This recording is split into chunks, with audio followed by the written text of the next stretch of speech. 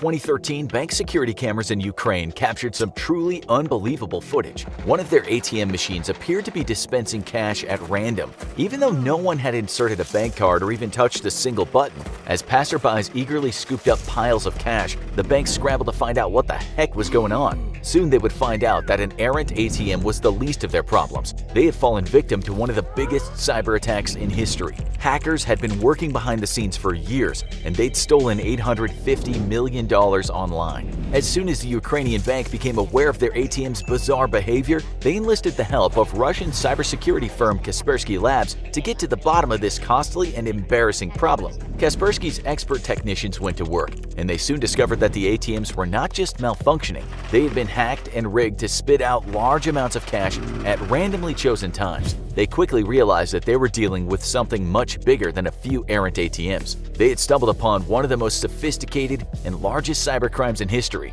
and the ATMs were just the tip of the iceberg. The diligent technicians were able to determine that a group of extremely skilled professional hackers were behind these astonishing attacks. The attacks didn't appear to be the work of any one country or nation-state. Rather, the experts determined that a tightly knit and highly sophisticated ring of cybercriminals from Russia, China, and everywhere were to blame for the unruly ATMs and many more attacks besides. The group, dubbed the Carbanak Cyber Gang, after the malicious software they used in their attacks, had stolen more than $850 million from hundreds of banks all over the world. As technicians continued their investigation, they came to realize that these attacks had been going on for years and that the group had targeted countless banks in countries all over the world. In fact, the attacks continued even as Kaspersky Labs technicians were uncovering more and more evidence of the hackers' activities. As they uncovered the details of the hackers' crimes, the group continued to steal thousands of dollars a day from the world's banks. Part of the reason the hackers were able to successfully rob so many banks for years without raising suspicion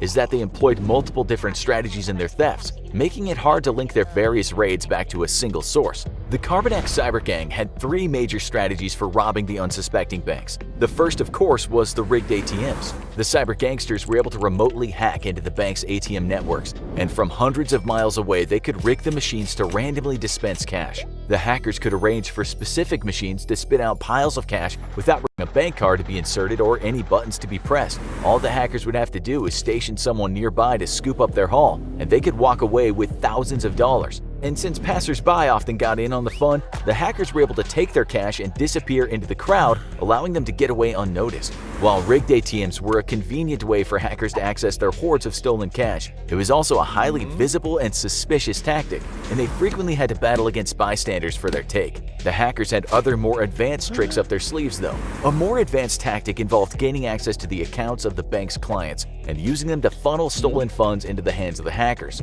Once the hackers had infiltrated the bank's network, they would implement a scheme that involved significantly inflating the balance of a client's account before transferring the excess funds into their own accounts. For example, a client's account might have an initial balance of $1,000 before the hackers got a hold of it and inflated the balance to $10,000. The hackers would then transfer $9,000 to their own accounts. The client would be none the wiser, since their balance would appear to have remained unchanged. Inflating accounts was an easy way for the hackers to make off with tens of thousands of dollars for just a few hours' work, but they had their eyes on even bigger targets. The biggest sums of money were stolen in the boldest and most sophisticated online raids. Once the hackers had gained access to the bank's internal network, they were able to do much more than simply alter bank account balances. With unfettered access to the bank's internal workings, the hackers were able to initiate huge cash transfers from the bank's accounts into their own accounts using the bank's internal cash transfer system. Using the bank's own accounts meant they didn't have to worry about transfer limits or large transaction alerts on personal accounts. Instead, they were often able to make off with millions of dollars from a single raid, and by the time the banks noticed what happened, the hackers were long gone, enjoying their spoils hundreds of miles away. These strategies were incredibly lucrative for the hackers. Losses per bank ranged from between $2.5 million on the low end up to $10 million or more for some of the hardest hit institutions. One bank reported that $10 million was stolen during a single raid of their online platform, while another bank lost $7.3 million through the gang's ATM scheme. Altogether, the Carbanak Cyber Gang is thought to have stolen upwards of 1 billion euros from the world's financial institutions. Rigging ATMs and funneling thousands of dollars through client accounts is one thing, but stealing tens of millions from the bank's own accounts is quite another. How on earth did the hackers get away with such audacious crimes? Part of it has to do with geography. Over a 2-year, the hackers raided more than 100 different banks in 30 different countries around the world, making it nearly impossible to link the attacks to a single group and allowing the hackers to stay one step ahead of the banks and the authorities. Most of the targeted banks were located in Russia, Ukraine, and China, although the hackers also hit banks in the US, Germany, and countless other countries. Stolen funds were funneled into fraudulent destination accounts that were also hidden all over the world. Much of the stolen money ended up in accounts in the US, China, and Russia. Another reason the hackers were able to get away with their schemes for so long is that they targeted the banks themselves, not the bank's clients. Had the hackers been stealing directly from customer accounts, the clients would have been quick to notice and raise the alarm, and the banks would have had no choice but to investigate and publicly acknowledge the theft. By targeting the bank's own internal accounts instead, the embarrassed banks were eager to keep the details of their thefts under wraps, which made it unlikely that they would connect their own robbery to raids at other banks and harder for investigators to immediately realize the true size and scope of these attacks. While targeting the banks themselves and hitting targets all over the world certainly helped the hackers keep a low profile, their best weapon was their incredible patience. According to Chris Doggett, Kaspersky Labs' North American managing director, most cybercriminals simply smash their way into a system, take whatever they can grab quickly, and run before they get caught. The Carbon X cyber gang, on the other hand, was much more Ocean's 11 than Bonnie and Clyde. As Doggett put it, it would often take the hackers between 2 and 4 months to complete a single raid, and their process was highly sophisticated. Kaspersky Labs' Doggett notes that Carbon X raids were particularly worrisome for banks because it didn't matter what software the banks used. The hackers could find a way in. Even the most advanced proprietary software proved no match for the hackers, who were using a rather simple method for gaining access to the bank's internal networks: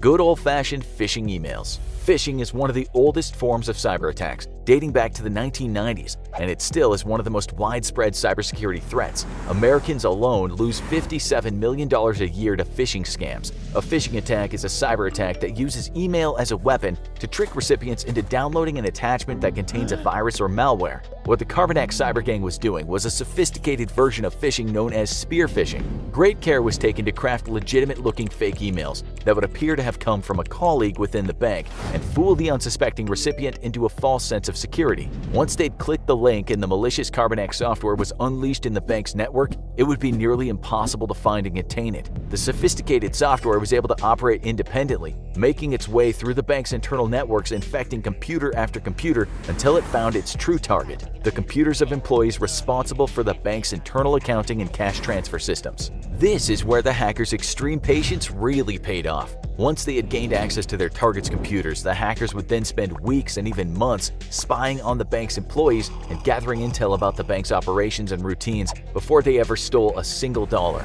The Carbon X malware allowed to gain access to the bank's security cameras and computer webcams, and even log the employees' keystrokes and steal their passwords. This wealth of information made it possible for the hackers to closely watch the bank's employees perform internal transactions, which they could then mimic perfectly from their remote locations. Only after months of spying and reviewing countless images of videos of the bank's operations did the hackers infiltrate the system to complete their own transactions. No doubt the banks would notice the missing money in short order, but by mirroring internal procedures exactly, the hackers made the theft look like an accounting error or an inside job. By the time the banks realized that they'd been attacked, the hackers would have moved on to their next target. The stolen funds would then be withdrawn using the rigged ATMs, transferred to fraudulent accounts in other countries, or laundered using cryptocurrency or prepaid credit cards to hide the source of the funds and make it nearly impossible to trace the money back to the hackers. The hackers would then use the laundered money to purchase luxury goods like cars and even homes, adding another layer of deception and making it still harder to trace the funds. According to Europol, the Carbon X cyber gang has been behind the theft of more than €1 billion since they started their attacks. The majority of the funds were taken from financial institutions, but in 2017 the hackers changed tactics and began targeting the hospitality industry too, stealing millions from restaurants and retail organizations and even infecting point-of-sale systems.